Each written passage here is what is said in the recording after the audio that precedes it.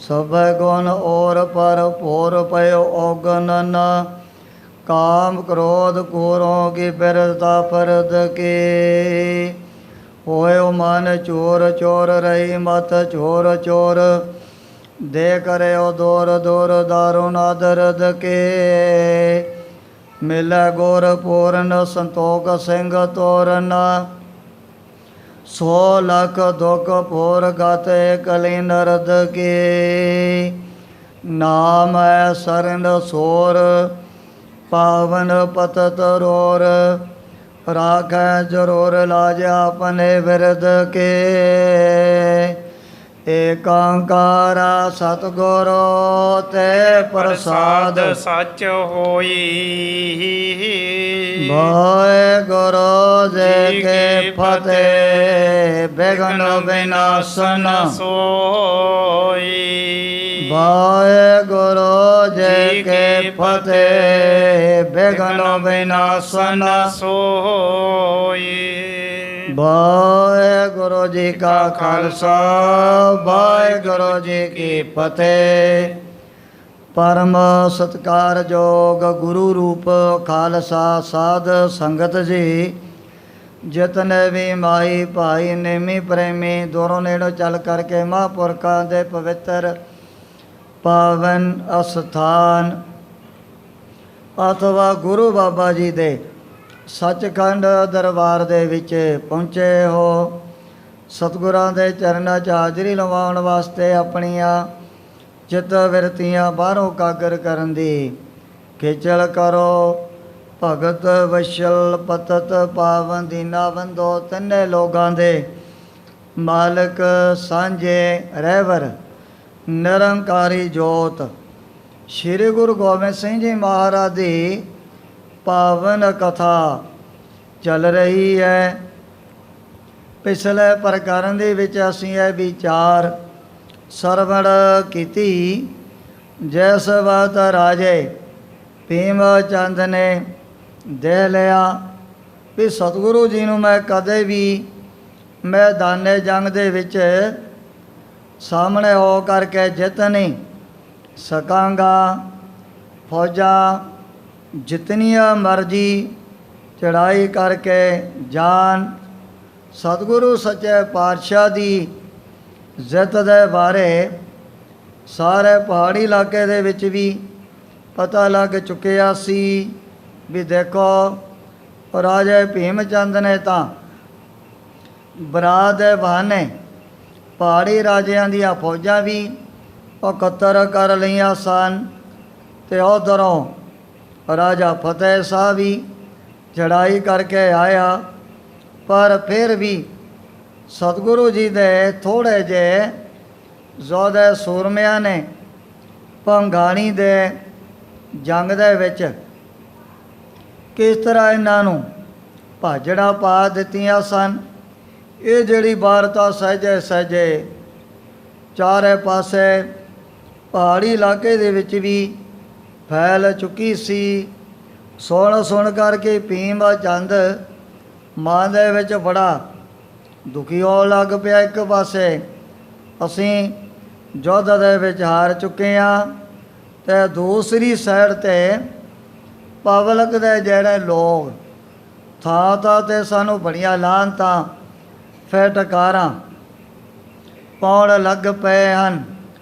भीम चंद नूं अपनी जिहड़ी निंदिया लोगों के पासों सुननी बड़ी औखी होगी। ना हुण सामने हो करके सतगुरु जी का मुकाबला कर सकता है। अखीर उन्हें ने अपने सियाणे सियाणे अमीरा वजीरा दोता बड़े बड़े जोधे सूरमियां नूं बुला करके सलाह की भी हुण दसो की किया जा सकता है। सुन करके जिहड़ा सी एक बहुत सियाणा वजीर कह लगे राजन देख इन्हां लड़ाई झगड़ियां दे विच अज तक किसी ने कुछ खटिया तो है नहीं, ना कदे किसी नूं लाभ प्राप्त होया है। जे आपां गुरु जी दे नाल ਸੰਧੀ ਕਰ ਲਵਾਂਗੇ। ਆ ਜਿਹੜੇ ਰੋਧ ਕਲਹ ਕਲੇਸ਼ ਲੜਾਈ ਝਗੜੇ ਦੋਹਾਂ ਤਰ੍ਹਾਂ ਦੇ ਵਿੱਚ ਖਤਮ ਹੋ ਜਾਣੇ ਹਨ। ਸਾਰੀ ਪ੍ਰਜਾ ਨੇ ਬੜੇ ਸੁੱਖਾਂ ਦੇ ਜਿਹੜੇ ਦਿਨ ਬਤੀਤ ਕਰਨ ਲੱਗ ਜਾਣੇ ਨੇ। ਉਹ ਸਮੇਂ ਸੁਣ ਕਰ ਕਹਿੰਦੇ ਵੀ ਇਸ ਸਲਾਹ ਨੂੰ ਆਪਣੇ ਮਨ ਦੇ ਵਿੱਚ ਚੰਗਾ ਸਮਝ ਲਿਆ ਸੀ। ਉਸ ਵਕਤ ਇੱਕ ਵਜ਼ੀਰ ਜਦੋਂ ਸਤਿਗੁਰੂ ਜੀ ਦੇ ਪਾਸ ਚੱਲ ਕਰਕੇ ਪਹੁੰਚਿਆ, ਮਹਾਰਾਜ ਕਹਿਣ ਲੱਗੇ ਵੀ ਦੇਖੋ ਅਸੀਂ ਤਾਂ ਨਾ ਤਾਂ ਤੁਹਾਡਾ ਕੋਈ ਇਲਾਕਾ ਦੱਬਿਆ, ਨਾ ਕਦੇ ਜ਼ਿਮੀਂਦਾਰਾਂ ਦੀ ਫਸਲਾਂ ਦਾ ਵੀ ਕੋਈ ਹੋਰ ਪਰ ਨੁਕਸਾਨ ਨਹੀਂ ਕੀਤਾ, ਨਾ ਕਦੇ ਜੋ ਪਬਲਿਕ ਦੇ ਲੋਕ ਉਹਨਾਂ ਦੇ ਆਉਣ ਜਾਣ ਵਾਲੇ ਰਸਤੇ ਵੀ ਬੰਦ ਨਹੀਂ ਕੀਤੇ ਹਨ। ਤਾਂ ਤੁਹਾਡੇ ਵੱਲੋਂ ਹੀ ਵਾਰ-ਵਾਰ ਬੜੇ ਕਪਟ ਛਲ ਕੀਤੇ ਗਏ ਹਨ। ਉਹ ਸਮੇਂ ਸਤਿਗੁਰੂ ਜੀ ਕਹਿਣ ਲੱਗੇ ਵੀ ਇਹ ਤਾਂ ਤੇਰੇ ਮਨ ਦੀ ਭਾਵਨਾ ਹੈ, ਤੇਰੇ ਹਿਰਦੇ ਦਾ ਵਿਸ਼ਵਾਸ ਹੈ, ਯਕੀਨ ਹੈ। ਜੇ ਤੂੰ ਪ੍ਰੇਮ ਰੱਖੇਗਾ ਸਾਡੇ ਵੱਲੋਂ ਵੀ ਤੈਨੂੰ ਵੈਸਾ ਪਿਆਰ ਪ੍ਰਾਪਤ ਹੋ ਜੂ। ਅਗਰ ਤੂੰ ਮਨ ਦੇ ਵਿੱਚ ਹੋ ਜੀ ਦਵੈਸ਼ ਈਰਖਾ ਧਾਰਨ ਕਰਕੇ ਲੜਾਈ ਝਗੜੇ ਕਰੇਗਾ, ਵੈਸਾ ਫਲ ਤੈਨੂੰ ਗੁਰੂ ਬਾਬਾ ਜੀ ਦੇ ਦਰ ਘਰ ਦੇ ਵਿੱਚੋਂ ਪ੍ਰਾਪਤ ਹੋ ਜਾਏਗਾ। ਇੱਥੇ ਆਦਿਕ ਪ੍ਰਸੰਗ ਪਿੱਛੇ ਆਇਆ। ਅੱਗੇ ਜਿਸ ਪ੍ਰਕਾਰ ਸਤਿਗੁਰਾਂ ਦੀ ਪਵਿੱਤਰ ਪਾਵਨ ਕਥਾ ਦੇ ਤਾਈਂ ਗ੍ਰੰਥ ਕਰਤਾ ਭਾਈ ਸਾਹਿਬ ਭਾਈ ਸੰਤੋਖ ਸਿੰਘ ਜੀ ਚਾਰਨ ਕਰਦੇ ਨੇ। ਆਪਣੇ ਮਨਾਂ ਨੂੰ ਕਾਗਰ ਕਰਦੇ ਹੋਏ ਆਲਸ ਤੋਂ ਸਾਵਧਾਨ ਹੋ ਕਰਕੇ ਆਖੋ ਸਤਨਾਮ ਸ੍ਰੀ ਵਾਹਿਗੁਰੂ ਜੀ। ਸਤਨਾਮ ਸ੍ਰੀ ਵਾਹਿਗੁਰੂ ਜੀ। ਪੂਰਬ ਬਿਕਾਰੋ ਹੀਰੋ ਜੰਗ ਕੋ ਅਖਾਰੋ ਤਬ। ਉਸ ਸਮੇਂ ਸਤਿਗੁਰੂ ਜੀ ਨੇ ਬੜੇ ਬੇਪਰਵਾਹ ਭੀਮ ਚੰਦ ਨੂੰ ਕਹਿਣ ਲੱਗੇ ਵੀ ਦੇ ਲੈ ਆ ਜੱਗਾ ਜੁੱਧਾਂ ਦੇ ਵੱਡੇ ਵੱਡੇ ਜਿਹੜੇ ਬਖੇੜੇ ਤਾਂ ਤੇਰੇ ਵੱਲੋਂ ਹੀ ਪੈਦਾ ਕੀਤੇ ਹੋਏ ਹਨ। ਨਾਹੀਂ ਤੋ ਹਮਰੋ ਔ ਤੁਮਰੋ ਰਸ ਸਾਨੀਏ। ਜੈ ਕਰ ਤੂੰ ਰੱਖ ਰਸ ਰੱਖਣਾ ਚਾਹੁੰਦਾ, ਫਿਰ ਉਸੇ ਤਰ੍ਹਾਂ ਦੀ ਭਾਵਨਾ ਤੈਨੂੰ ਮਨ ਦੇ ਅੰਦਰ ਧਾਰਨ ਕਰਨੀ ਪਵੇਗੀ। ਛਿਮਾ ਬਲ ਭਰੀ ਗੁਰ ਬੈਨ ਸਰਾਉਣ ਧਰੇ ਨਿਰਪ।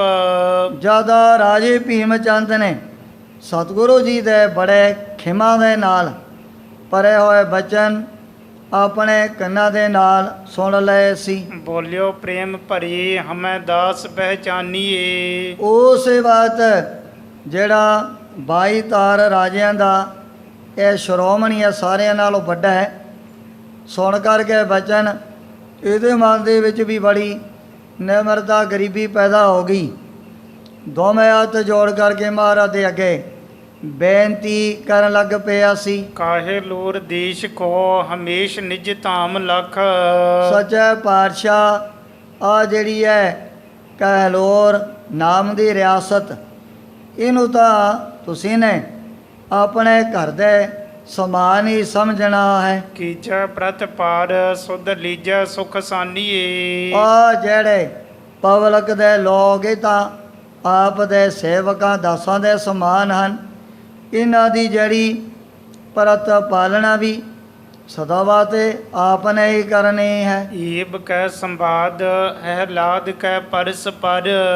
ਜਦੋਂ ਰਾਜਾ ਭੀਮ ਚੰਦ ਨੇ ਗੋਬਿੰਦ ਰਾਜ ਜੀ ਦੇ ਪਾਸ ਬੈਠ ਕਰਕੇ ਬੜੇ ਔਜੇ ਬਚਨ ਬਿਲਾਸ ਕਰ ਲਿਆ। ਦੋਵੇਂ ਪਾਸਿਆਂ ਤੋਂ ਮਨਾਂ ਦੇ ਅੰਦਰ ਬੜੀਆਂ ਖੁਸ਼ੀਆਂ ਵੀ ਪੈਦਾ ਹੋ ਗਈਆਂ ਸਨ। ਦੀਨੋ ਸਿਰੋ ਪਾਓ ਸਤਿਗੁਰੂ ਬਹੁ ਮੋਲ ਕੋ। ਉਸ ਵਕਤ ਸਤਿਗੁਰੂ ਜੀ ਨੇ ਬੜਾ ਸੁੰਦਰ ਬੇਕੀਮਤਾ ਇੱਕ ਜਿਹੜਾ ਸਿਰੋਂ ਪਾਓ ਰਾਜੇ ਭੀਮ ਚੰਦ ਨੂੰ ਵੀ ਆਪਣੇ ਵੱਲੋਂ ਬਖਸ਼ ਦਿੱਤਾ ਸੀ। ਲੈ ਕੇ ਭੀਮ ਚੰਦ ਜਾਨ ਕਰੁਣਾ ਆਨੰਦ ਭਇਓ। ਜਦ ਆਇਆ ਜਿਹਾ ਮਾਣ ਸਤਿਕਾਰ ਮਿਲ ਗਿਆ। ਭੀਮਾ ਚੰਦ ਨੇ ਵਿਚਾਰ ਕੀਤੀ ਵੀ ਹੁਣ ਸਾਡੇ ਮਨਾਂ ਦੇ ਵਿੱਚ ਜੋ ਵੀ ਪਹਿਲਾਂ ਬੜੇ ਕਵਟ ਛਲ ਪੈਦਾ ਹੋ ਚੁੱਕੇ ਸੀ, ਇਹ ਖੋਟੀਆਂ ਵਿਚਾਰਾਂ ਸਾਰੀਆਂ ਹੀ ਦੂਰ ਹੋ ਜਾਣੀਆਂ ਹਨ। ਹਾਥ ਬੰਦ ਬੰਦਨਾ ਕਰਤ ਬਿਨੈ ਬੋਲ ਕੋ। ਰਾਜਾ ਭੀਮ ਚੰਦ ਵੀ ਦੀਨ ਦੁਨੀਆ ਦੇ ਮਾਲਕ ਦੇ ਅੱਗੇ ਬਾਰ-ਬਾਰ ਹੱਥ ਜੋੜ ਕਰਕੇ ਬੇਨਤੀਆਂ ਕਰਨ ਲੱਗ ਪਿਆ ਸੀ। ਅੰਤਰ ਜੋ ਅੰਤਰਾ ਨਿਰੰਤਰ ਨਿਕਾਰ ਕਰ। ਪਹਿਲਾਂ ਤਾਂ ਦੋਵੇਂ ਪਾਸਿਆਂ ਤੋਂ ਮਨਾਂ ਦੇ ਅੰਦਰ ਬੜੇ ਹੀ ਜਿਹੜੇ ਫਰਕ ਪੈਦਾ ਹੋ ਚੁੱਕੇ ਸੀ, ਉਹ ਫਰਕ ਤਰਕ ਸਤਿਗੁਰੂ ਜੀ ਦੇ ਬਚਨ ਸੁਣ ਕੇ ਰਾਜੇ ਭੀਮ ਚੰਦ ਦੇ ਮਨ ਦੇ ਵਿੱਚੋਂ ਦੂਰ ਹੋ ਗਏ ਹਨ। ਵਿਦਾ ਪਇਓ ਭੋਪ ਪਾਈ ਹਰਖ ਤੋਲ ਕੋ। ਰਾਜਾ ਭੀਮ ਚੰਦ ਬੜੀਆਂ ਖੁਸ਼ੀਆਂ ਪ੍ਰਾਪਤ ਕਰਕੇ ਸਤਿਗੁਰੂ ਜੀ ਦੀਆਂ ਆਪਣੀ ਰਿਆਸਤ ਵੱਲ ਵਿਦਾ ਹੋ ਗਿਆ ਸੀ। ਸੰਗ ਭਟ ਭੀਰ ਸੋਂ ਵਜੀਰ ਧੀਰ ਤਨ ਕਹੈ। ਜਿੱਥੇ ਹੁਣ ਰਾਜੇ ਭੀਮ ਚੰਦ ਦੇ ਨਾਲ ਵੱਡੇ ਵੱਡੇ ਦੋਤ ਔਰ ਅਮੀਰ ਵਜ਼ੀਰਾਂ ਦੀ ਭੀੜ ਵੀ ਜਾ ਰਹੀ ਹੈ। ਪੀਰਨ ਕੋ ਪੀਰ ਅਵਤਾਰ ਬਿਨ ਡੋਲ ਕੋ। ਕਹਿ ਲੱਗਿਆ ਦਾ ਜਿਹੜਾ ਸਾਰਿਆਂ ਨਾਲੋਂ ਸਿਆਣਾ ਵਜ਼ੀਰ ਵੀ ਸਤਿਗੁਰੂ ਜੀ ਤਾਂ ਪੀਰਾਂ ਦੇ ਪੀਰ ਔਰ ਗੁਰੂਆਂ ਦੇ ਗੁਰੂ ਦੇ ਲੋ। ਕਿਤਨਾ ਧੀਰਜ ਮਹਾਰਾਜ ਨੇ ਆਪਣੇ ਮਨ ਦੇ ਅੰਦਰ ਧਾਰਨ ਕੀਤਾ ਹੋਇਆ ਹੈ। ਸ੍ਰੀ ਗੋਬਿੰਦ ਸਿੰਘ ਸੰਗ ਸੰਧ ਕਰ ਭੀਮ ਚੰਦ। ਜਦੋਂ ਰਾਜਾ ਭੀਮ ਚੰਦ ਦੀ ਜਿਹੜੀ ਸੰਧੀ ਸੁਲ੍ਹਾ ਸਫਾਈ ਸਤਿਗੁਰੂ ਜੀ ਦੇ ਨਾਲ ਹੋ ਚੁੱਕੀ ਸੀ। ਸ਼ੰਕਾ ਸਹਿ ਤਰਾਸ ਕੋ ਬਿਦਾਰ ਸੁਖ ਪਾਈ ਕੈ। ਜਿਹੜੇ ਬੜੇ ਸ਼ੰਕੇ ਬੜੇ ਵਹਿਮ ਜਾਂ ਬਹੁਤ ਸਾਰੇ ਡਰ ਰਾਜਾ ਭੀਮ ਚੰਦ ਦੇ ਮਨ ਦੇ ਅੰਦਰ ਪੈਦਾ ਹੋ ਚੁੱਕੇ ਸਨ। ਗਇਓ ਪੁਰ ਆਪਣੇ ਪ੍ਰਤਾਪ ਪ੍ਰਭੂ ਜਪਨੀ। ਸਤਿਗੁਰੂ ਜੀ ਦਾ ਤੇਜ ਪ੍ਰਤਾਪ ਮਨ ਦੇ ਵਿੱਚ ਜਾਣਦਿਆਂ ਹੋਇਆਂ ਰਾਜਾ ਭੀਮ ਚੰਦ ਆਪਣੇ ਇਲਾਕੇ ਨੂੰ ਵਾਪਸ ਚਲਿਆ ਗਿਆ ਸੀ। ਧਰਿਓ ਵਿਸ਼ਵਾਸ ਕੋ ਸਹਾਈ ਬਨੈ ਆਈ ਕੈ। ਇਹ ਜਿਹੜਾ ਵਿਸ਼ਵਾਸ ਯਕੀਨ ਪੈਦਾ ਹੋ ਗਿਆ ਰਾਜੇ ਭੀਮ ਚੰਦ ਦੇ ਮਨ ਦੇ ਅੰਦਰ ਵੀ ਕਿਤੇ ਜੇ ਸਾਨੂੰ ਸਤਿਗੁਰੂ ਜੀ ਦੀ ਔਖੇ ਸਮੇਂ ਲੋੜ ਪੈ ਗਈ, ਉਹ ਸਮੇਂ ਮਹਾਰਾਜ ਨੇ ਸਾਡੀ ਜ਼ਰੂਰ ਸਹਾਇਤਾ ਕਰ ਦੇਣੀ ਹੈ। ਨੀਕੋ ਨਾ ਵਿਵਾਦ ਚੱਲਿਓ ਫੀਕੋ ਅਪਵਾਦ ਜਗ। ਸਵਾਦ ਹੈ ਵੀ ਦੁਨੀਆ ਦੇ ਅੰਦਰ ਚਾਰੇ ਪਾਸੇ ਮੈਂ ਬੜੀ ਜਿਹੜੀ ਬੇਇੱਜ਼ਤੀ ਕਰਵਾ ਲਈ ਹੈ। ਇਹਨਾਂ ਲੜਾਈ ਝਗੜਿਆਂ ਦੇ ਵਿੱਚ ਮੈਨੂੰ ਕੁਝ ਵੀ ਅਜੇ ਤੱਕ ਹਾਸਲ ਨਹੀਂ ਹੋਇਆ ਹੈ। ਗੁਰੂ ਸੰਗ ਸਮਤਾ ਨਾ ਹੋਤ ਕਿਸ ਭਾਈ ਕੈ। ਇਹ ਜਿਹੜੀ ਸੱਚਾਈ ਰਾਜੇ ਭੀਮ ਚੰਦ ਦੇ ਸਾਹਮਣੇ ਆ ਗਈ ਵੀ ਗੁਰੂ ਜੀ ਦੇ ਨਾਲ ਮੈਂ ਕਿਸੇ ਵੀ ਢੰਗ ਤਰੀਕਾ ਦੁਆਰਾ ਚਾਹੇ ਰਾਜ ਭਾਗ ਦੇ ਬਦਲੇ ਚਾਹੇ ਜੰਗਾਂ ਦੇ ਵਿੱਚ ਕਦੇ ਵੀ ਮੈਂ ਸਤਿਗੁਰੂ ਜੀ ਦੀ ਬਰਾਬਰੀ ਨਹੀਂ ਕਰ ਸਕਾਂਗਾ। ਨਾਹਕ ਮਰੇ ਹੈ ਵੀਰ ਜੰਗ ਮੈਂ ਨਾ ਰਹੀ ਧੀਰ। ਦੇਖੋ ਮੈਦਾਨੇ ਜੰਗ ਦੇ ਵਿੱਚ ਕਿਤਨੇ ਮੇਰੇ ਐਵੇਂ ਵੱਡੇ ਵੱਡੇ ਯੋਧੇ ਸੂਰਮੇ ਉਹ ਵੀ ਮਾਰੇ ਗਏ ਹਨ। ਸਿਮਰਤ ਹੈ ਗੁਣ ਇਮ ਮਨ ਸਮਝਾਈ ਕੈ। ਉਹਨਾਂ ਬਹਾਦਰ ਜਵਾਨਾਂ ਦੇ ਜਿਹੜੇ ਗੁਣ ਰਾਜਾ ਭੀਮ ਚੰਦ ਦੇ ਮਨ ਦੇ ਅੰਦਰ ਯਾਦ ਆਉਣ ਲੱਗ ਪਏ ਹਨ। ਜੀਤ ਕੀਤੀ ਬਾਰ ਆਛੀ ਬਸਤ ਉਦਾਰ ਹੀਰ। ਰਾਜਾ ਭੀਮ ਚੰਦ ਕਈ ਦਫਾ ਮਹਾਰਾਜ ਦੀ ਸੇਵਾ ਦੇ ਲਈ ਆਪਣੇ ਵੱਲੋਂ ਸੋਹਣੀਆਂ ਸੋਹਣੀਆਂ ਮਹਿੰਗੀਆਂ ਵਸਤੂਆਂ ਵੀ ਭੇਜਣ ਲੱਗ ਪਿਆ ਹੈ। ਸਤਿਗੁਰੂ ਪਾਸ ਕੋ ਪਠਾਵੈ ਪ੍ਰੇਮ ਧਾਰ ਕੈ। ਅਗਰ ਕੋਈ ਅਜਿਹਾ ਤੋਹਫਾ ਇਹਦੇ ਪਾਸ ਬਾਹਰੋਂ ਆ ਗਿਆ, ਉਸੇ ਵਕਤ ਆਪਣੇ ਨੌਕਰਾਂ ਦੇ ਹੱਥੀਂ ਮਹਾਰਾਜ ਦੇ ਪਾਸ ਪੈ ਦਿੰਦਾ ਸੀ। ਚਾਵਰ ਲਮੇਰੇ ਸੇਤ ਸੂਖਮ ਕਨੇਰੇ ਕਰ। ਇਸੇ ਤਰ੍ਹਾਂ ਜਿਹੜੇ ਲੰਮੇ ਲੰਮੇ ਬਾਸਪਤੀ ਚੌਲ ਇਹਨਾਂ ਦੇ ਇਲਾਕੇ ਦੇ ਵਿੱਚ ਪੈਦਾ ਹੋਣ ਵਾਲੇ ਬੋਰੀਆਂ ਦੀਆਂ ਬੋਰੀਆਂ ਫਿਰ ਮਹਾਰਾਜ ਦੇ ਲੰਗਰਾਂ ਦੇ ਲਈ ਭੇਜ ਦਿੰਦਾ ਸੀ। ਪਟੈ ਕਈ ਬੇਰੇ ਨਰ ਪੇਰੇ ਬਾਰ ਬਾਰ ਕੈ। ਜਦੋਂ ਵੀ ਕੋਈ ਇਹੋ ਜਿਹੀ ਸੋਹਣੀ ਵਸਤੂ ਭੀਮ ਚੰਦ ਦੇ ਪਾਸ ਆ ਜਾਂਦੀ ਹੈ, ਉਸ ਵਕਤ ਸੋਚਦਾ ਵੀ ਇਹ ਜਿਹੜੀ ਸੇਵਾ ਮੈਂ ਸਤਿਗੁਰੂ ਜੀ ਦੀ ਆਪਣੇ ਵੱਲੋਂ ਕਰਨੀ ਹੈ। ਜਦੋਂ ਵੀ ਕੋਈ ਵਿਚਾਰ ਵਟਾਂਦਰਾ ਕਰਨਾ ਹੁੰਦਾ, ਕਦੇ ਦੇ ਨੌਕਰ ਕਦੇ ਅਮੀਰ ਵਜ਼ੀਰ ਵੀ ਆਮ ਤੌਰ 'ਤੇ ਹੀ ਸਤਿਗੁਰੂ ਜੀ ਦੇ ਦਰਬਾਰ ਦੇ ਵਿੱਚ ਆਉਣ ਜਾਣ ਲੱਗ ਪਏ ਹਨ। ਉਪ ਬਨ ਹੂੰ ਕੇ ਫਲ ਬੀਨ ਬੀਨ ਨੀਕੇ ਕਲ। ਇਸੇ ਤਰ੍ਹਾਂ ਜੋ ਵੀ ਇਹਨਾਂ ਨੇ ਪਹਾੜੀ ਇਲਾਕੇ ਦੇ ਵਿੱਚ ਬਹੁਤ ਵੱਡੇ ਵੱਡੇ ਬਾਗ ਲਗਵਾਏ ਹੋਏ ਸਨ। ਕਾਬਰਾਂ ਕੋ ਭਰ ਭਰ ਬੇਨਤੀ ਉਚਾਰ ਕੈ। ਵੱਡੀਆਂ ਵੱਡੀਆਂ ਜਿਹੜੀਆਂ ਬਹਿੰਗੀਆਂ ਫਲਾਂ ਦੀਆਂ ਭਰ ਕਰਕੇ ਰਾਜਾ ਭੀਮ ਚੰਦ ਮਹਾਰਾਜ ਦੇ ਦਰਬਾਰ ਦੇ ਵਿੱਚ ਪਹੁੰਚਾ ਦਿੰਦਾ ਸੀ। ਆਰੂ ਅਮਰੂਦ ਰਸ ਪੂਰਨ ਅੰਗੂਰ ਰੂਰ।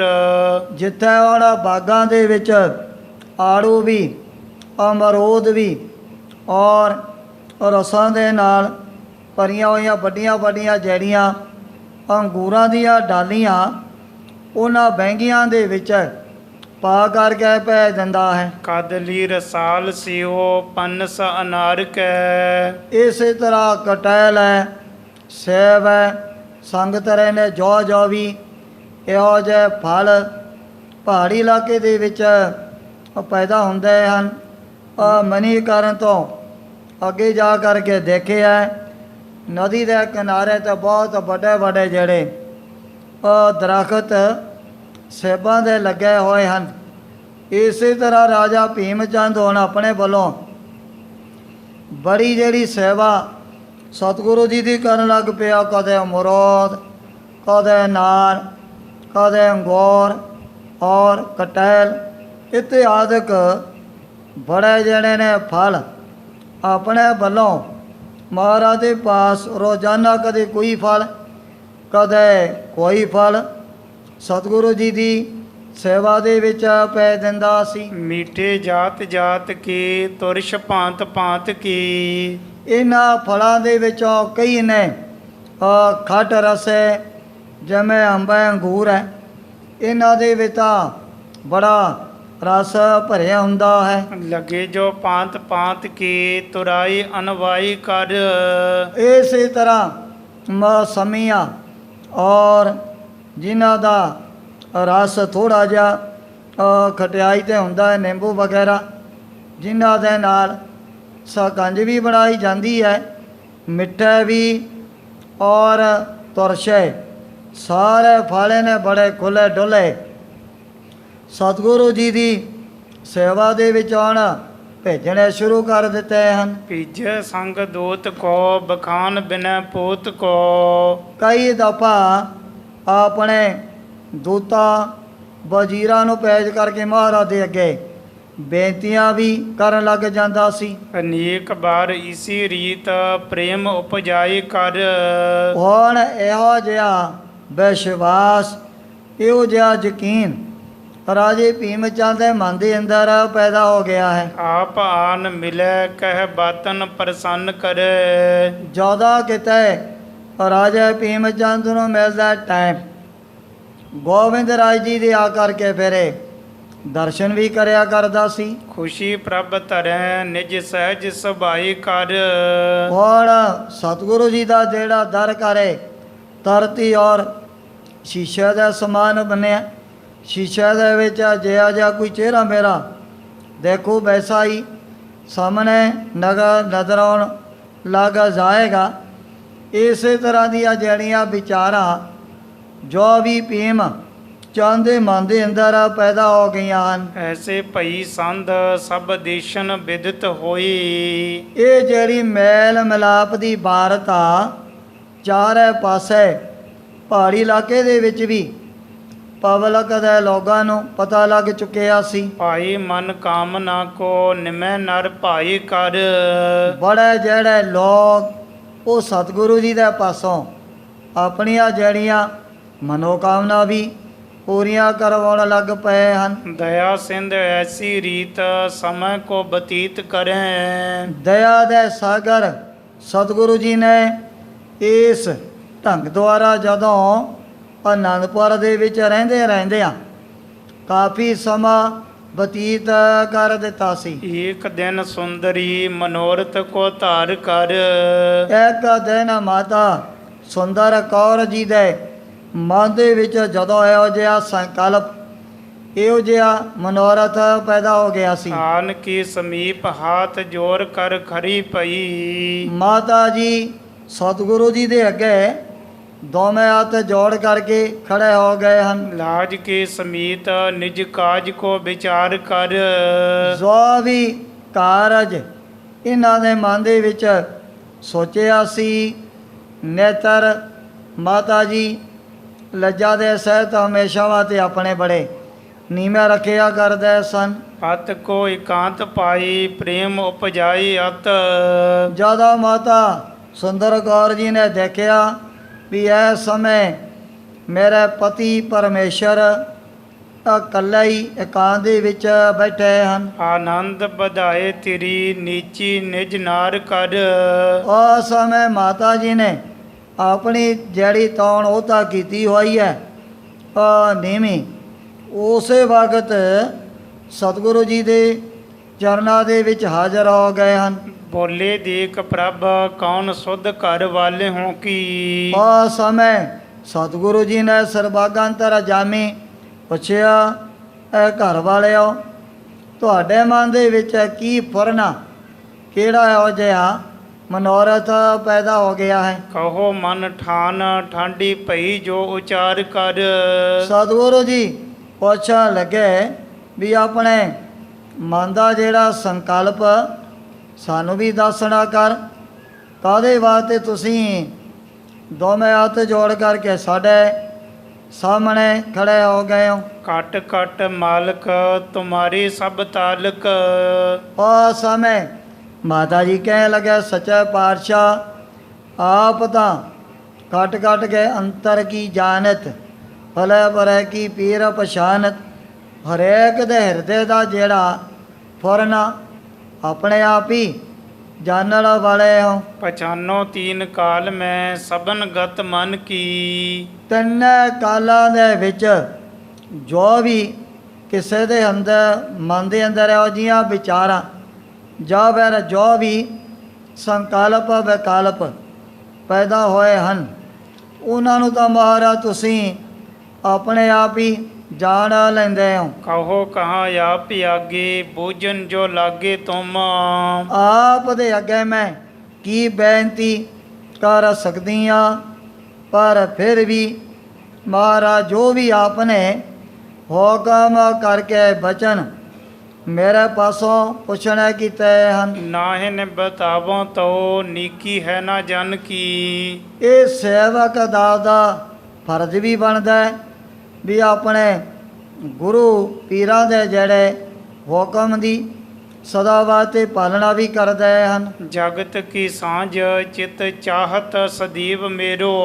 ਉਸ ਸਮੇਂ ਮਾਤਾ ਜੀ ਨੇ ਬੜੀ ਨਿਮਰਤਾ ਦੇ ਨਾਲ ਅਰਜ਼ ਕੀਤੀ, ਸੱਚਾ ਪਾਤਸ਼ਾਹ ਵੀ ਜਗਤ ਦੇ ਨਾਲ ਸਾਂਝ ਪਾਉਣ ਦੇ ਲਈ ਇਹ ਮੇਰੇ ਮਨ ਦੇ ਵਿੱਚ ਵੀ ਇੱਕ ਇਹੋ ਜਿਹਾ ਫੁਰਨਾ ਪੈਦਾ ਹੋ ਗਿਆ ਹੈ। ਉਪਜੈ ਸਪੂਤ ਦੁੱਤ ਧਾਰੈ ਤਨ ਤੁਮ ਤਨ ਕੀ। ਮੈਂ ਵੀ ਆਪ ਦੇ ਚਰਨਾਂ 'ਚੋਂ ਇਹੋ ਜਿਹਾ ਬੜਾ ਸੁੰਦਰ ਸਰੂਪ ਵਾਲਾ ਸਾਹਿਬਜ਼ਾਦਾ ਪ੍ਰਾਪਤ ਕਰਨਾ ਚਾਹੁੰਦੀ ਹਾਂ। ਤ੍ਰਿਯਨ ਕੋ ਚਿਤੀ ਐਸੀ ਚਾਹਤ ਹਮੇਸ਼ ਤੈਸੀ। ਅਵਲਾ ਦੇ ਮਨ ਦੇ ਅੰਦਰ ਹਮੇਸ਼ਾ ਵਾਸਤੇ ਤਿੰਨ ਜਿਹੜੀਆਂ ਗੱਲਾਂ ਸਦਾ ਵਾਸਤੇ ਪੈਦਾ ਹੁੰਦੀਆਂ ਰਹਿੰਦੀਆਂ ਹਨ। ਪਤ ਕੀ ਪ੍ਰਸੰਤਾ ਕੈ ਸੁਤ ਰੂਪ ਧਨ ਕੀ। ਇੱਕ ਆਪਣੇ ਪਤੀ ਦੀ ਪ੍ਰਸੰਨਤਾ, ਦੂਜਾ ਨੰਬਰ 'ਤੇ ਵੀ ਮੇਰੀ ਗੋਦ ਦੇ ਵਿੱਚ ਇਹੋ ਜਿਹਾ ਸੋਹਣਾ ਜਿਹੜਾ ਲਾਲ ਖੇਲਣਾ ਚਾਹੀਦਾ ਵੀ ਤੀਜੇ ਨੰਬਰ 'ਤੇ ਧਨ ਦੀ ਵੀ ਮਨ ਦੇ ਵਿੱਚ ਇੱਛਾ ਪੈਦਾ ਹੁੰਦੀ ਹੈ ਵੀ ਜਾਂ ਫਿਰ ਅਵਲਾ ਦੇ ਲਈ ਸਾਰਿਆਂ ਨਾਲੋਂ ਜਿਹੜਾ ਧਨ ਰੂਪੀ ਸੁੰਦਰ ਪੁੱਤਰ ਪ੍ਰਾਪਤ ਕਰਨ ਦੀ ਇਹ ਬੜੀ ਇੱਕ ਖਾਸ ਤੌਰ 'ਤੇ ਤਾਂਘ ਹੋਇਆ ਕਰਦੀ ਹੈ। ਇਹੋ ਜਿਹਾ ਮਿੱਠਾ ਮੇਵਾ ਫਿਰ ਪਤੀ ਪਰਮੇਸ਼ਰ ਦੀ ਖੁਸ਼ੀ ਦੇ ਨਾਲ ਹੀ ਪ੍ਰਾਪਤ ਹੁੰਦਾ ਹੈ। ਬਿਨੈ ਸੁਨ ਸੁੰਦਰੀ ਕੀ ਸੁੰਦਰ ਸੋ ਨੰਦ ਹਿਤ। ਜਦੋਂ ਸਤਿਗੁਰੂ ਜੀ ਨੇ ਵੀ ਮਾਤਾ ਸੁੰਦਰ ਕੌਰ ਜੀ ਦੇ ਹਿਰਦੇ ਦੀ ਜਿਹੜੀ ਭਾਵਨਾ ਸਰਬਗਤਾ ਦੇ ਨਾਲ ਸਮਝ ਲਈ ਹੈ। ਸ੍ਰੀ ਗੋਬਿੰਦ ਸਿੰਘ ਸੁਖ ਕੰਦ ਬਰ ਦੀਨਿਓ। ਉਸ ਸਮੇਂ ਸੁੱਖਾਂ ਦੇ ਦਾਤੇ ਸਤਿਗੁਰੂ ਜੀ ਨੇ ਮਾਤਾ ਜੀ ਦੀ ਬੇਨਤੀ ਸੁਣ ਕਰਕੇ ਬੜੇ ਵਰਦਾਨ ਬਖਸ਼ ਦਿੱਤੇ ਸਨ। ਪਾਏ ਮਨ ਕਾਮਨਾ ਕੋ ਕੇਤਕ ਸਮੇਂ ਮੈਂ ਅਬ।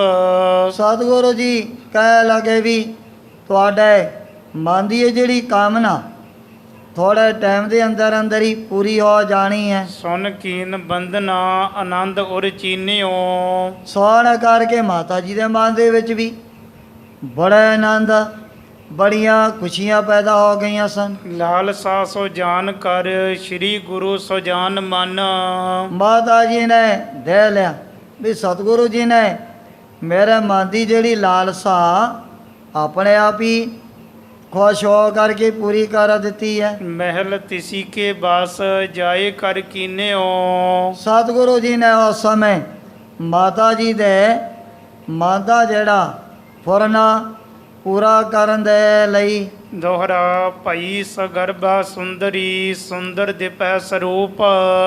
ਜਦੋਂ ਥੋੜੇ ਟਾਈਮ ਤੋਂ ਬਾਅਦ ਮਾਤਾ ਸੁੰਦਰ ਕੌਰ ਜੀ ਨੂੰ ਮਹਿਸੂਸ ਹੋਣ ਲੱਗ ਪਿਆ ਵੀ ਹੁਣ ਮੇਰੀ ਕੁੱਖ ਤੋਂ ਸਮਾਂ ਪਾ ਕੇ ਬੜਾ ਜਿਹੜਾ ਸੋਹਣਾ ਸੁੰਦਰ ਲਾਲ ਪੈਦਾ ਹੋ ਜਾਊ। ਗੁਰੂ ਘਰ ਦੇ ਵਿੱਚ ਪਰੰਪਰਾ ਚਲੀ ਆਉਂਦੀ ਹੈ ਵੀ ਸਤਿਗੁਰੂ ਜੀ ਤਾਂ ਆਪਣੀ ਮਿਹਰਾਂ ਭਰੀ ਦ੍ਰਿਸ਼ਟੀ ਪਾ ਕਰਕੇ ਹੀ ਮਾਤਾਵਾਂ ਨੂੰ ਸਾਹਿਬਜ਼ਾਦਿਆਂ ਦੀ ਦਾਤ ਬਖਸ਼ ਦਿਆ ਕਰਦੇ ਸੀ। ਤਾਂ ਸਤਿਗੁਰੂ ਅਮਰਦਾਸ ਮਹਾਰਾਜ ਸੱਚੇ ਪਾਤਸ਼ਾਹ ਦੇ ਮਹਿਲਾ ਨੇ ਜਦੋਂ ਦੇਖਿਆ ਵੀ ਬਾਬਾ ਮੋਹਰੀ ਜੀ ਉਹਨਾਂ ਦੇ ਘਰ ਦੇ ਵਿੱਚ ਸੰਤਾਨ ਔਲਾਦ ਪੈਦਾ ਹੋ ਗਈ, ਪਰ ਜੋ ਹੈ ਸਤਿਗੁਰੂ ਜੀ ਦੀ ਵੱਡੀ ਨੂਰਾਣੀ ਬਾਬਾ ਮੋਹਨ ਜੀ ਦੇ ਘਰੋਂ ਇਹ ਮਨ ਦੇ ਵਿੱਚ ਬੜਾ ਉਦਾਸ ਰਿਹਾ ਕਰਦਾ ਸੀ। ਮਾਤਾ ਨੇ ਦੇ ਲਿਆ ਭਾਵੇਂ ਵੀ ਮੁੱਖ ਤੋਂ ਤਾਂ ਇਹ ਆਪਣੀ ਪੀੜਾ ਆਪਣੇ ਦੁੱਖ ਨੂੰ ਨਹੀਂ ਕਹਿੰਦੀ ਹੈ। ਫਿਰ ਵੀ ਇੱਕ ਦਿਨ ਸਤਿਗੁਰੂ ਅਮਰਦਾਸ ਮਹਾਰਾਜ ਦੇ ਅੱਗੇ ਦੋਵੇਂ ਹੱਥ ਜੋੜੇ ਸੱਚੇ ਪਾਤਸ਼ਾਹ ਆਪਣਾ ਜਿਹੜਾ ਵੱਡਾ ਸਾਹਿਬਜ਼ਾਦਾ ਇਹ ਤਾਂ ਬੜਾ ਮਸਤਾਨੀ ਬਿਰਤੀ ਨੂੰ ਧਾਰਨ ਕਰਨ ਵਾਲਾ ਹੈ, ਪਰ ਜਿਹੜੀ ਆਪਣੀ ਨੂੰ ਉਹਦੇ ਮਨ ਦੇ ਵਿੱਚ ਬੜੀ ਉਦਾਸੀ ਤੇ ਵਿਚਾਰੀ ਅੰਦਰੋਂ ਅੰਦਰੀ ਬੜਾ ਦੁਖੀ ਰਹਿੰਦੀ ਹੈ। ਸਤਿਗੁਰੂ ਜੀ ਕਹਿਣ ਲੱਗੇ ਵੀ ਇਉਂ ਕਰੋ, ਇਹਦੇ ਸਰੀਰ 'ਤੇ ਸੋਹਣੇ ਬਸਤਰ ਪਵਾ ਕੇ ਫਿਰ ਤੁਸੀਂ ਮੋਹਨ ਜੀ ਦੇ ਅੱਗੋਂ ਦੀ ਲੰਘਾ ਦੇਣੀ ਹੈ। ਜਾ ਕਰਕੇ ਜਦੋਂ ਮੱਥਾ ਟੇਕੂਗੀ, ਜਦੋਂ ਵੀ ਸਾਹਿਬਜ਼ਾਦੀ ਦੀ ਨਿਗਾਹ ਪੈਗੀ, ਕੋਈ ਗੱਲ ਨਹੀਂ, ਇਹਦੇ ਮਨ ਦਾ ਜਿਹੜਾ ਦੁੱਖ, ਇਹਦੇ ਮਨ ਦੀ ਵੀ ਪੀੜਾ ਦੂਰ ਹੋ ਜਾਊ। ਪਰ ਜਦੋਂ ਬਾਬਾ ਮੋਹਨ ਜੀ ਨੇ ਆਪਣੀ ਮੇਰਾ ਭਰੀ ਦ੍ਰਿਸ਼ਟੀ ਪਾਈ, ਨੇਤਰ ਖੋਲੇ, ਇਹਦੇ ਨਾਲ ਹੀ ਉਹਨਾਂ ਨੂੰ ਸਾਹਿਬਜ਼ਾਦੇ ਦੀ ਦਾਤ ਪ੍ਰਾਪਤ ਹੋਈ ਸੀ। ਇਸੇ ਤਰ੍ਹਾਂ ਸਤਿਗੁਰੂ ਸੱਚੇ ਪਾਤਸ਼ਾਹ ਨੇ ਵੀ ਜਦੋਂ ਮਾਤਾ ਸੁੰਦਰ ਕੌਰ ਜੀ ਦੇ ਵੱਲ ਤੱਕਿਆ, ਜਦੋਂ ਥੋੜ੍ਹਾ ਟਾਈਮ ਗੁਜ਼ਰਿਆ, ਉਸ ਸਮੇਂ ਮਾਤਾ ਜੀ ਨੇ ਵੀ ਇਸ ਹਕੀਕਤ ਨੂੰ ਆਪਣੇ ਮਨ ਦੇ ਅੰਦਰ ਮਹਿਸੂਸ ਕਰਨਾ ਸ਼ੁਰੂ ਕਰ ਦਿੱਤਾ ਸੀ। ਰਿਧੀ ਆਨੰਦ ਬਿਲੰਦ ਕਰ ਬਾਂਚਤ ਆਨੰਦ ਅਨੂਪ। ਇਹ ਦੇ ਕਰਕੇ ਮਾਤਾ ਜੀ ਦੇ ਮਨ ਦੇ ਅੰਦਰ ਬੜੇ ਖੇੜੇ ਬੜੇ ਚਾਅ ਪੈਦਾ ਹੋ ਗਏ ਵੀ ਸਤਿਗੁਰੂ ਜੀ ਨੇ ਮੇਰੇ ਉੱਪਰ ਵੀ ਦੇ ਲਓ ਕਿਤਨੀ ਵੱਡੀ ਰਹਿਮਤ ਕਿਰਪਾ ਕਰ ਦਿੱਤੀ ਹੈ। ਬੀਤ ਗਏ ਨਵ ਮਾਸ ਜਬ ਦਸਮ ਪ੍ਰਵਿਰਤਿਓ ਪੀਰ। ਤੇ ਜਦੋਂ ਇਹ ਜਿਹੜਾ 9 ਮਹੀਨਿਆਂ ਦਾ ਸਮਾਂ ਪੂਰਾ ਹੋ ਚੁੱਕਿਆ ਸੀ, ਹੋਇਓ ਸਮ ਪਰਸੂਤ ਸੋ ਗੁਜਰੀ ਮੁਦਤ ਬਡੀਰ। ਜਦੋਂ ਸਾਹਿਬਜ਼ਾਦੇ ਦੇ ਪ੍ਰਗਟ ਹੋਣ ਦਾ ਸਮਾਂ ਵੀ ਬਿਲਕੁਲ ਨੇੜੇ ਪਹੁੰਚ ਗਿਆ ਹੈ, ਦੇ ਕਰਕੇ ਮਾਤਾ ਗੁਜਰ ਕੌਰ ਜੀ ਵੀ ਆਪਣੇ ਮਨ ਦੇ ਅੰਦਰ ਬੜੇ ਪ੍ਰਸੰਨ ਹੋਣ ਲੱਗ ਪਏ ਹਨ। ਮਾਘ ਮਾਸ ਪਖ ਪਾਚਲੋ ਚੌਥ ਤਿਥ ਪ੍ਰਗਵਾਰ। ਪਰ ਜਦੋਂ ਮਾਘ ਦਾ ਮਹੀਨਾ ਪਿਛਲਾ ਪੱਖ ਚੜ੍ਹ ਚੁੱਕਿਆ ਸੀ, ਪਾਲੀ ਮਾਘ ਮਾਸ ਪਖ ਪਾਚਲੋ ਚੌਥ ਤਿਥ ਪ੍ਰਗਵਾਰ। ਸ਼ੁੱਕਰਵਾਰ ਦਾ ਦਿਨ ਚੌਥ ਵਾਲੇ ਰੋਜ਼ ਨੂੰ ਉਸ ਸਮੇਂ ਫਿਰ ਮਾਤਾ ਸੁੰਦਰ ਕੌਰ ਜੀ ਦੀ ਕੁੱਖ ਨੂੰ ਬਹੁਤ ਵੱਡੇ ਭਾਗ ਲੱਗੇ, ਦੇ ਕਰਕੇ ਸਾਰੇ ਪਰਿਵਾਰ ਦੇ ਮਨ ਦੇ ਅੰਦਰ ਬੜੇ ਉਤਸ਼ਾਹ ਪੈਦਾ ਹੋ ਗਏ ਸੀ। ਭਲੀ ਲਗਨ ਗ੍ਰਹਿ ਉਚ ਕਤਬ ਜਨਮਿਓ ਪੁੱਤਰ ਹੋਦਾਰ।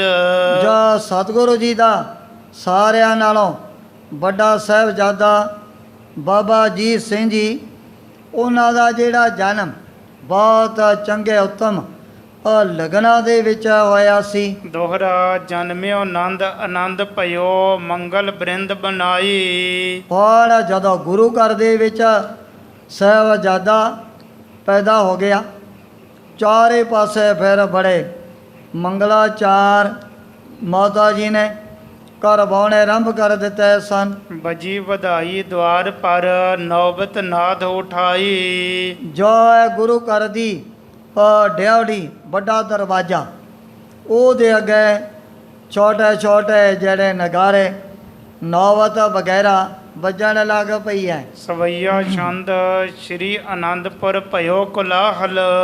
ਹੁਣ ਆਨੰਦਪੁਰ ਦੇ ਵਿੱਚ ਚਾਰੇ ਪਾਸੇ ਖੁਸ਼ੀਆਂ ਹੀ ਖੁਸ਼ੀਆਂ, ਥਾਂ ਤੇ ਬਹੁਤ ਸਾਰੇ ਪੱਟ ਲੋਕ ਜਿਹੜੇ ਬਾਜੀਆਂ ਪਾਉਣ ਵਾਲੇ ਸੁਣ ਕਰਕੇ ਉਹ ਵੀ ਬੜੀ ਦੂਰੋਂ ਪਹੁੰਚ ਗਏ ਹਨ। ਜਾਚਕ ਲੋਕ ਮਿਲੇ ਸਮੁਦਾਈ।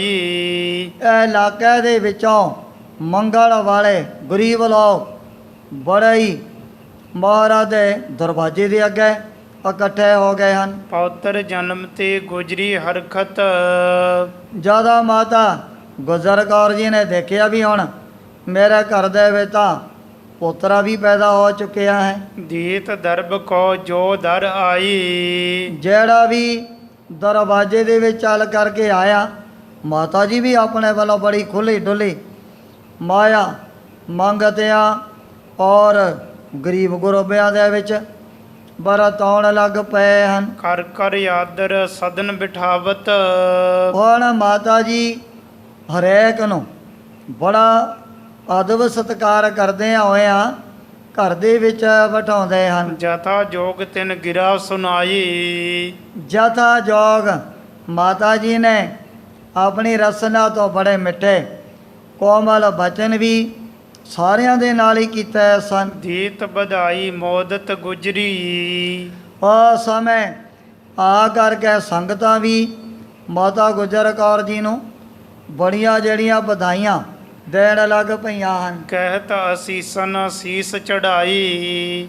ਜਿਹੜੇ ਨੇ ਗੁਰੂ ਘਰ ਦੇ ਸ਼ਰਧਾਲੂ ਪ੍ਰੇਮੀ ਗੁਰ ਸਿੱਖ, ਉਹਨਾਂ ਨੇ ਤਾਂ ਫਿਰ ਇਹੋ ਜਿਹੀਆਂ ਅਸੀਸਾਂ ਵੀ ਬੜੀਆਂ ਸਾਹਿਬਜ਼ਾਦੇ ਨੂੰ ਦਿੱਤੀਆਂ ਹਨ। ਦੀਤ ਦੋਬ ਕੋ ਦੇਖ ਹੋਬ ਕੋ। ਕਈ ਜਿਹੜੇ ਹੁਣ ਜਿਵੇਂ ਬ੍ਰਾਹਮਣ ਨੇ ਡੋਮ ਨੇ, ਇਹ ਬਹੁਤ ਸਾਰੀ ਦੁੱਬ ਹਰਾ ਘਾਹ ਲੈ ਕਰਕੇ ਮਾਤਾ ਜੀ ਦੇ ਪਾਸ ਹਾਜ਼ਰ ਹੋ ਜਾਂਦੇ ਹਨ। ਦਰ ਪਰ ਪੋਲਨ ਮਾਲ ਬੰਧਾਈ। ਇਸੇ ਤਰ੍ਹਾਂ ਜਿਹੜਾ ਗੁਰੂ ਘਰ ਦਾ ਸਾਰਿਆਂ ਨਾਲੋਂ ਵੱਡਾ ਦਰਵਾਜ਼ਾ, ਉਹਦੇ ਅਗਲੇ ਪਾਸੇ ਵੱਡੀਆਂ ਵੱਡੀਆਂ ਜਿਹੜੀਆਂ ਫੁੱਲਾਂ ਦੀਆਂ ਮਾਲਾ ਬਣਵਾ ਕਰਕੇ ਲਟਕਾ ਦਿੱਤੀਆਂ ਹਨ। ਸ੍ਰੀ ਸਤਗੁਰ ਸਮੀਪ ਜੋ ਮੰਗਤ, ਉਹ ਤਰ੍ਹਾਂ ਜਿਹੜਾ ਵੀ ਕੋਈ ਗਰੀਬ ਗੁਰਬਾ ਮੰਗਣ ਵਾਲਾ ਸਤਿਗੁਰੂ ਜੀ ਦੇ ਚਰਨਾਂ ਦੇ ਵਿੱਚ ਵੀ ਹਾਜ਼ਰ ਹੋਇਆ ਸੀ। ਮਨ ਭਾਵਤ ਕੋ ਪਾਏ ਸਿਧਾਈ, ਉਹਨਾਂ ਨੇ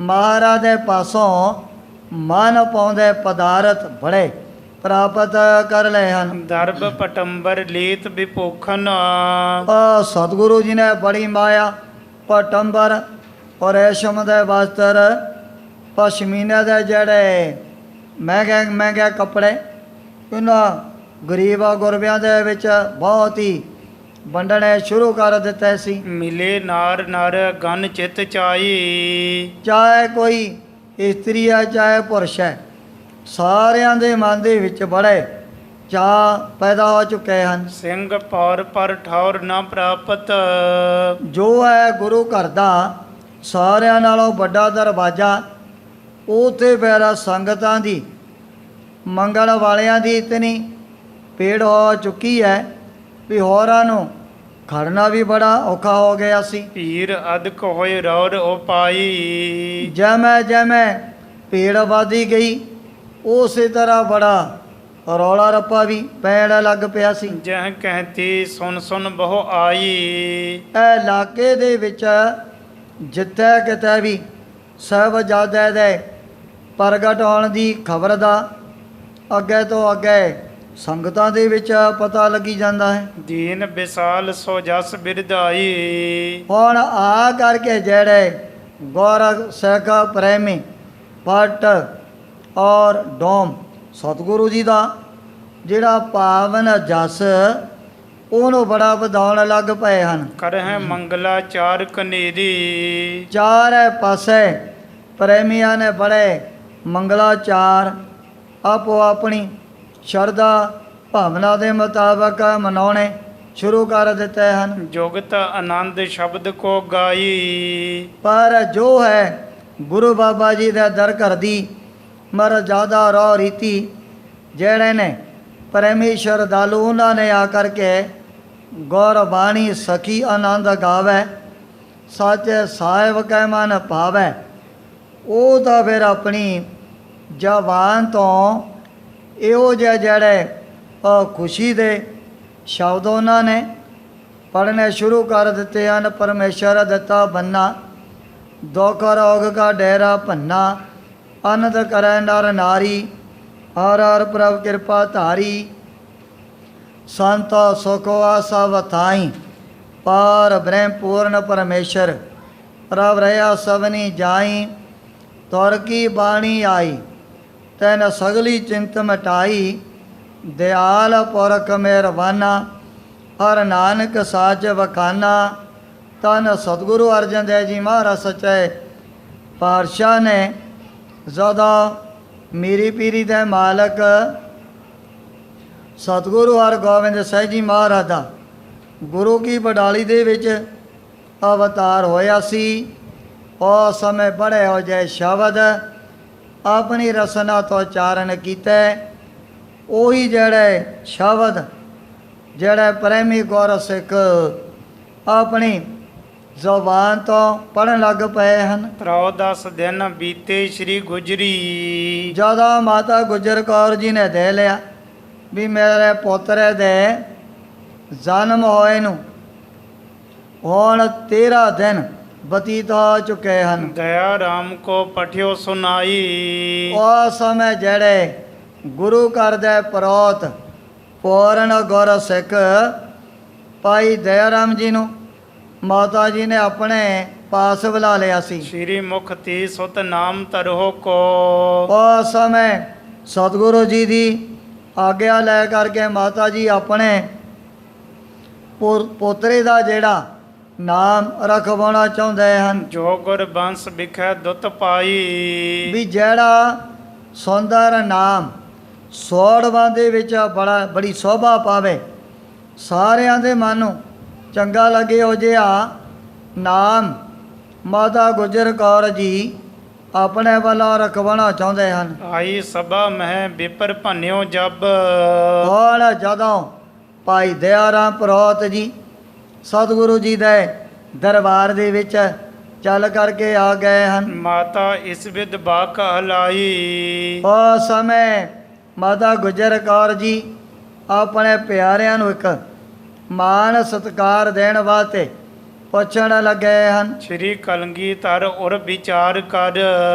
ਉਸ ਸਮੇਂ ਗੁਰੂ ਗੋਬਿੰਦ ਸਿੰਘ ਜੀ ਮਹਾਰਾਜ ਸੱਚੇ ਪਾਤਸ਼ਾਹ ਨੇ ਵੀ ਇਹ ਮਨ ਦੇ ਵਿੱਚ ਵਿਚਾਰ ਕੀਤੀ ਸੀ। ਸਤੁਰੰਤੀ ਅਜੀਤ ਹੋਈ ਜੋਈ। ਸੋ ਦਿਨ ਵੀ ਜਿਸ ਸਾਹਿਬਜ਼ਾਦੇ ਨੂੰ ਮੈਦਾਨੇ ਜੰਗ ਦੇ ਵਿੱਚ ਵੱਡੇ ਵੱਡੇ ਜਿਹੜੇ ਬੈਰੀ ਦੁਸ਼ਮਣ ਕਦੇ ਵੀ ਜਿੱਤ ਨਹੀਂ ਸਕਦੇ ਹਨ। ਜਾਂਤੇ ਨਾਮ ਅਜੀਤ ਸਿੰਘ ਧਰ।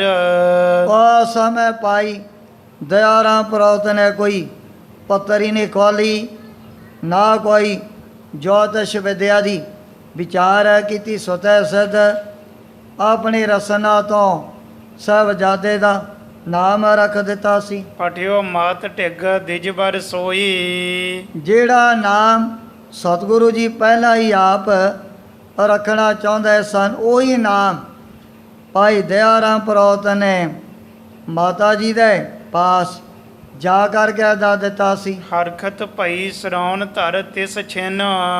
ਜਦੋਂ ਮਾਤਾ ਗੁਜਰ ਕੌਰ ਜੀ ਨੂੰ ਪਤਾ ਲੱਗਿਆ ਵੀ ਮੇਰਾ ਪੁੱਤਰ ਦਾ ਜਿਹੜਾ ਨਾਮ ਗੁਰੂ ਘਰ ਦੇ ਪ੍ਰੋਤ ਨੇ ਅਜੀਤ ਸਿੰਘ ਰੱਖ ਦਿੱਤਾ ਹੈ। ਗਈ ਪੌਤਰ ਕੀ ਨਿਕਟੀ ਹੋਈ। ਉਸ ਸਮੇਂ ਮਾਤਾ ਗੁਜਰ ਕੌਰ ਜੀ ਆਪ ਪੋਤਰੇ ਦੇ ਪਾਸ ਚੱਲ ਕਰਕੇ ਪਹੁੰਚੇ ਹਨ। ਸਭ ਹਨ ਮੈਂ ਤਬ ਨਾਮ ਸੁਨਾਇਓ।